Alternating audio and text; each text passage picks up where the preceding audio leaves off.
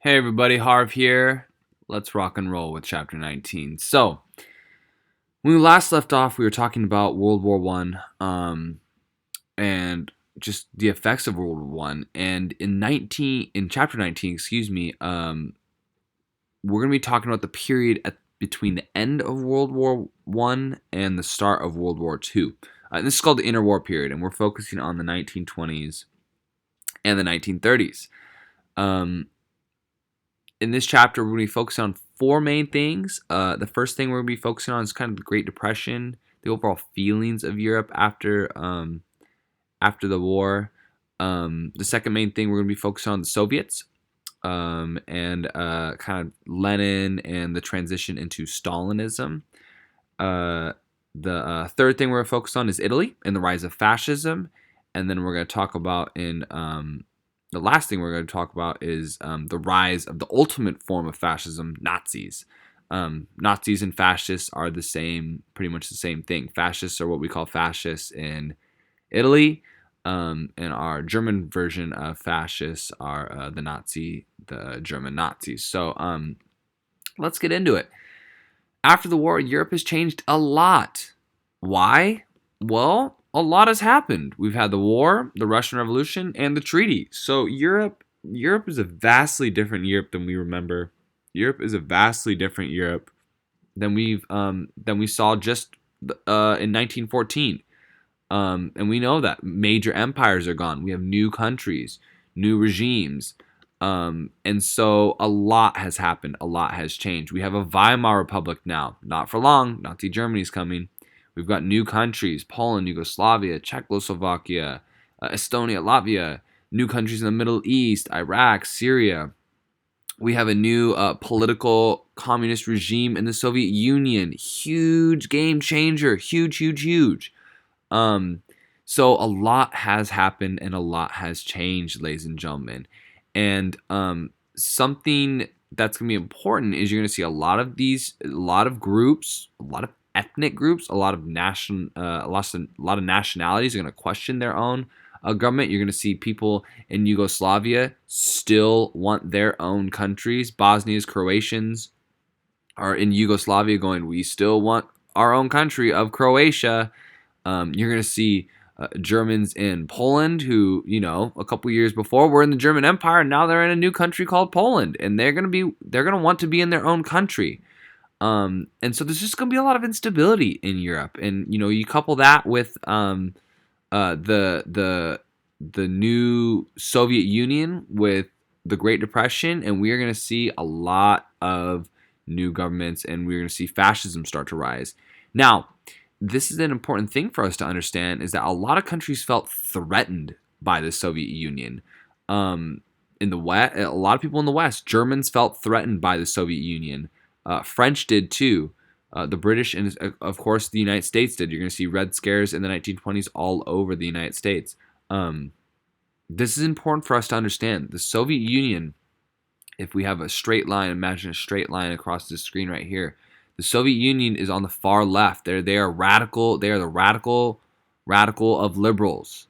We're going to see a response to this. An effect of this will be far right. We go over to the far right. Radical conservatives, and those are going to be our fascists. So we're going to see a response to the Soviet Union is going to be the creation of the fascist ideology and our extreme fascist ideological governments, and that will be our fascists and Nazis, and we'll get into that later on. Economically, ladies and gentlemen, the big thing we need to talk about is the Great Depression, and I'm gonna be that'll be the main focus of today. But that's a huge event that goes on, and the Great Depression and the instability of the Great Depression, the economic instability of Europe, is gonna prove to be another key reason and cause to the rise of fascism, the rise of the Nazis, the rise of the fascists in Italy and Germany, respectively, and in Spain with Francisco Franco. But that will be an event that we talk about. An event that is characterized by high unemployment, low production, financial turmoil, economic chaos, Black Tuesday in the United States, the stock market crashing. The Great Depression is going to be really signal a huge economic downturn for the world and really create the conditions for fascism and dictatorships. And the Marxists believed when the Great Depression was going on that this was it. This was what Karl Marx predicted, that the workers of the world were finally going to unite. But ironically, we're going to see a lot of workers in Europe unite around fascism, which was ironic because that is the ideological enemy of communism. But that, again, the Great Depression is going to represent some huge change for us in Europe. And as I talked about, we're going to see a lot of new governments form from this economic turmoil, mainly our Nazis and the Italian fascists. A response we're going to see, and we won't talk about too much in this lecture, is we're going to see some mixed economics. One of the best examples of this is in the United States, which I won't talk too much about because you're going to need to know it next year for APUSH. But you're going to start to see the government involving itself in the economy, which is a little mixture of capitalism and socialism. And you're going to see things like the CCC, WPA in the United States, build the San Francisco Golden Gate Bridge, the Hoover Dam, building highways, building roads. And this is just simply the government and John Maynard Keynes, the idea of deficit spending, the government, employing a lot of people, putting them to work to try to inject energy into the economy. But we will see that government's taking a bigger role in economic matters, and one of our best examples of that is Franklin Delano Roosevelt and the New Deal. Again, and we'll talk about this in the next lecture, but the Soviets, huge change, the Soviet Union. We'll talk a little bit more about that later.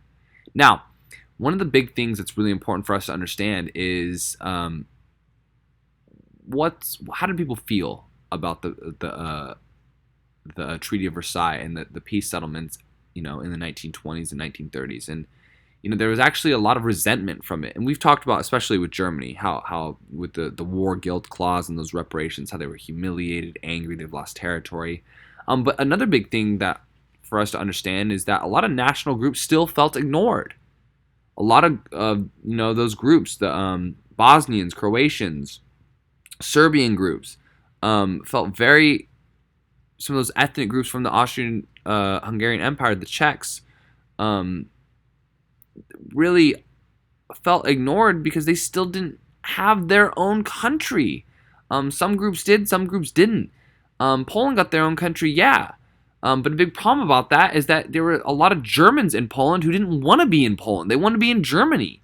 And so a big kind of theme post World War I is that Europe is a mess. It's economically going to be a mess. Politically, it's going to be a mess.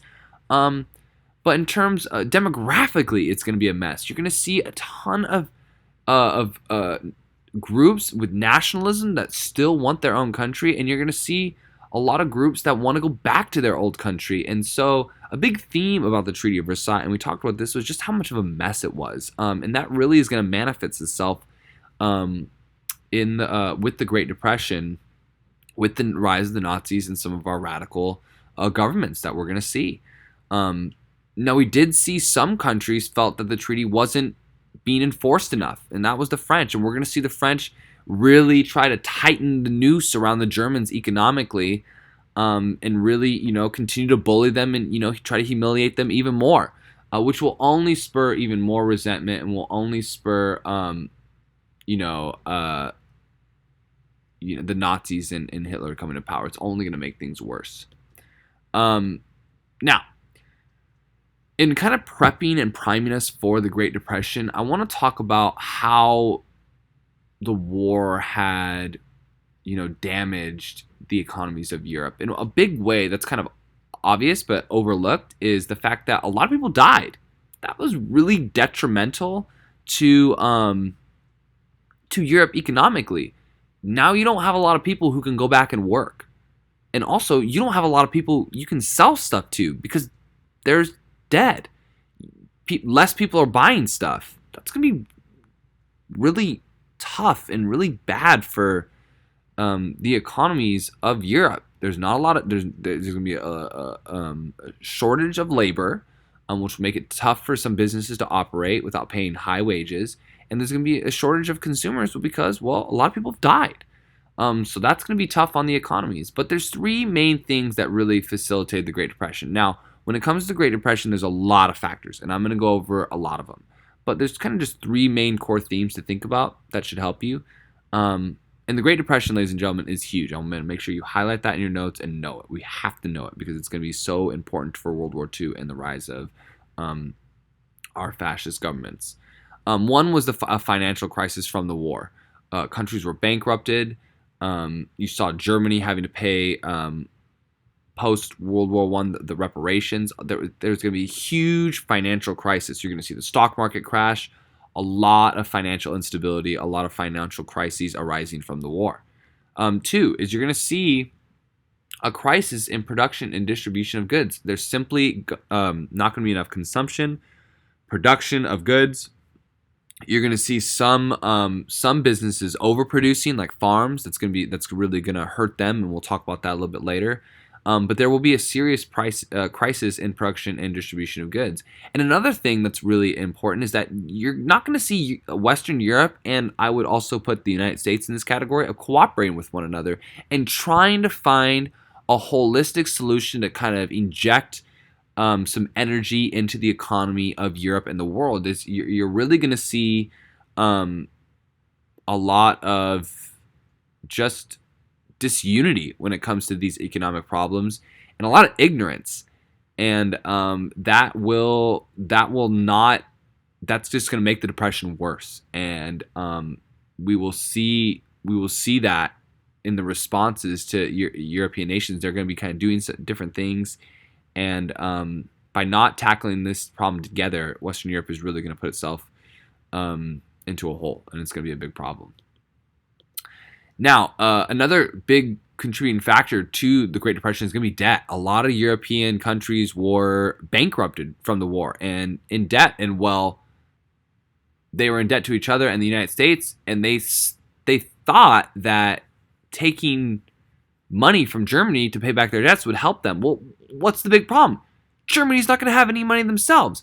And so the fact that they're going to be reliant upon Germany to kind of prop themselves up economically is going to be a huge, huge, huge problem, because Germany eventually is going to have to default on all their bank loans, and Germany's economy is just going to go down, and that's going to start to, that's going to hurt France's economy, Great Britain's economy, some of our other, Belgium's economy, some of our other Western European nations' economies, Italy's economy, and the United States' economy.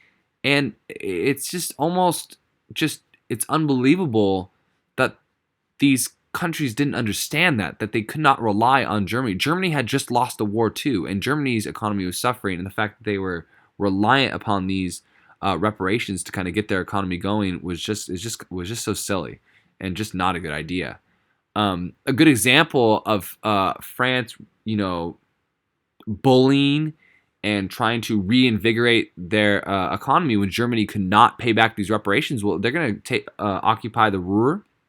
It's an area in Germany, and they're going to occupy the railroads, factories, natural resources, and in this example, France doing this illustrates two things. France, again, trying to humiliate the Germans, bully them, but also showcases France's just need and reliance on Germany and those reparations and the Treaty of Versailles to kind of keep their economy going. And when they did this, it really angered a lot of Germans, but also it drew a lot of sympathy away from France. It drew a lot of sympathy away from France, and made it really just showed how they were bullying Germany after the war. Now, a big event, ladies and gentlemen, that I want to talk about is the stock market crash in the United States. Now, before we get into that, I want to kind of exit out of this. I want to exit the slideshow, and I want to show you all and talk about stocks. Now, here's an example of a stock. Stocks are where you can literally you can buy shares, and you can buy almost like a piece of a company. So, for example, in November or October 30th, 2019, if you're kind of right here, in October 30th of 2019, it cost $243.23, or excuse me, $243.29 to buy a piece of stock from Apple. Look at that. Before that, it was 217 on September 20th. And as you can see from the chart, it goes up and down. Okay, so basically, you can buy a piece of a company. Okay, you give them this money, you now own one stock from the company. Okay, for this price now, and it changes almost daily. Now, if a company gets really, really popular and people are buying a lot of stock, tons and tons and tons and tons of stock, you can see the price goes up. But if a lot of people start selling their stocks and or things may not be going well for the company, you can see the price goes down, and we can see with the coronavirus, like the stock market just going down, down, down, down, down. Okay, so that's stock. Okay, and I want to talk about how the stock market crashed in the United States. Now, what happened was, and I'm probably going to leave our lecture. I'm probably going to stop our lecture right after I explain this. But what happened is you saw the stock market in the United States in the 1920s go up, up, up, up, up. It was kind of on that curve. It was just going woo. Okay, and people were making a lot of money. Okay, a lot of money on the stock market. Well, what people were doing were they were going to banks and borrowing money to put in the stock market. Now, why might that be a big problem? Well, that's not necessarily a person's money. So they're borrowing a lot of money to put in the stock market. Well, what happens if they lose everything in the stock market? And they lost all that money from the bank and they can't pay it back. Now, we're going to see that. Okay, so we're going to see a lot of people borrow money from banks to put in the stock market. And we're going to see people lose that money in the stock market when it starts to go down. And that's going to lead to bank failures because the banks are going to be unregulated. That means that the government wasn't really watching them closely. And banks are going to be loaning out a ton of money. And if they loan out this money and don't get it back, well, then they don't have enough money for all their clients. And so you're going to start to see banks fail when banks lose that money in the stock market as well from all that money that they loaned out. And so what we're going to see here is we're going to see this cycle is you're just going to start to see as people lose all their money in the stock market, well, banks are going to lose all their money as well because they loaned it all out to these people to lose in the stock market. And so banks are going to start to fail and close. And that's just going to lead to this cycle of, people losing their money because, well, how do banks get money to loan out in the first place? Well, it's because we put our money in a bank and then the banks are supposed to keep it. But in order to make money, banks will loan out some of that money and it's a calculated risk for interest. And so that's kind of how banks make money. And if you guys have trouble understanding this, hit me up. I can explain this live and go over it. So banks are going to, lose a lot of people's money, lose their money, and thus lose, other people's money. And so we're going to see America's economy just start to go down big time. And that's the great stock market crash. Now, with America's economy suffering, we're going to start to see more of Europe's economy suffering and more bank failures in Europe. And that's just because of the interconnectedness of these of the American and Western European economy. And so, we're going to see as banks in Europe fail, as banks in the United States fail, that's going to put a lot of pressure on the German banking system. Well, because a lot of these countries were reliant upon Germany for the reparations. And so we're going to see, obviously, the German banking system start to suffer and eventually start to fail as well. And so we're seeing this worldwide effect. And I don't want you guys to worry about the details, but understand that we are seeing a worldwide effect in Europe's economy, the interconnectedness, as we see these differing parts of the economy start to fail. We're seeing this Great Depression become worldwide. Now, as the German economy worsened, Herbert Hoover, who is going to be the president at this time, he's going to announce a pause on the reparations, and eventually with Lausanne conference, I believe. I don't know if I'm pronouncing that right. We're going to see with the Great Depression really taking hold. Eventually, Europe is, and especially the United States, they're going to end the reparations. But the damage has been done.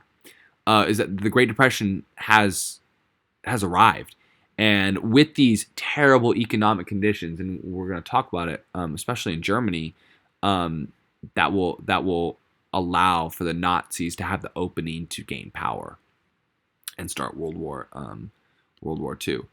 And here is a picture of these French soldiers occupying, I believe that's coal, and the railways of the German economy. It's just showcasing them bullying Germany. Let's keep going. So a big problem that we're also going to see, ladies and gentlemen, is agriculture. Now, farmers are going to be suffering not due to underproduction, but overproduction. And we're going to see, due to the overproduction and quantity of grain, we're going to see prices go down just because of supply and demand. There's an oversupply.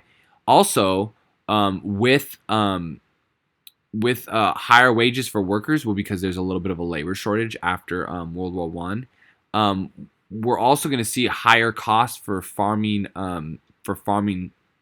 equipment, and we're going to start to see the European farmers start to suffer big time, and so it's just going to be it's going to be a tough time for them. As these farmers have a hard time, as they're not making enough money, they're not making enough money because the cost of grain is going down, so they're not making as much of a profit. There's higher wages for their workers. You're going to start to see farmers struggle to pay for their farms, and there's no coincidence, and we'll touch on this a little bit later, that farmers are going to be huge supporters of Hitler and the Nazis. And Hitler's gonna, very similar to like Lenin, is gonna get them on his side as he takes power. So agriculturally, we're gonna see the farmers be very vulnerable. In Eastern Europe, we're gonna see large farms be broken up. You're gonna start to see worldwide people in Asia, South America, Africa no longer to afford to buy goods from Europe as their economies start to go down. And that's going to continue to hurt European companies, that people aren't able to afford to buy their stuff. And, again, they're going to have to start laying off workers, and therefore workers don't have money. And you're seeing that cycle of an economic depression. You're just going to see production outstrip demand, lower prices. And we're just going to see this cycle of unemployment and people being fired because companies simply can't make enough of a profit. And this is going to be worldwide, and we see this. There's too much production, prices fall.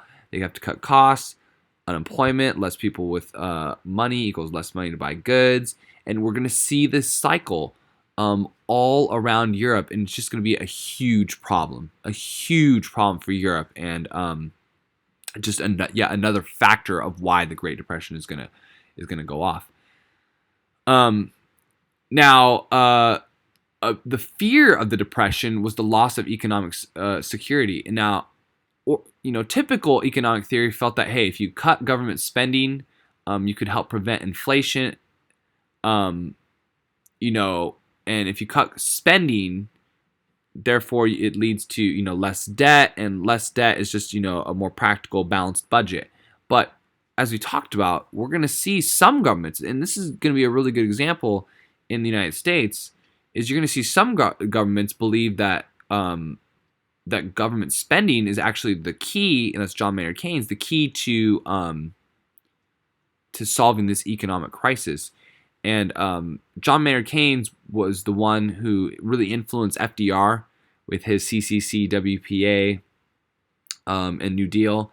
And he urged that government spending was the key to facilitate demand and kind of kickstart the economy. And his thinking was, and we've talked about this before, is that if you give a worker money, or if you put a worker to work to build, the Golden Gate Bridge or the Hoover Dam, well, then they have money. If they have money, they can spend it, and if they spend it, then businesses can start hiring, et cetera, et cetera. It creates a more positive economic environment.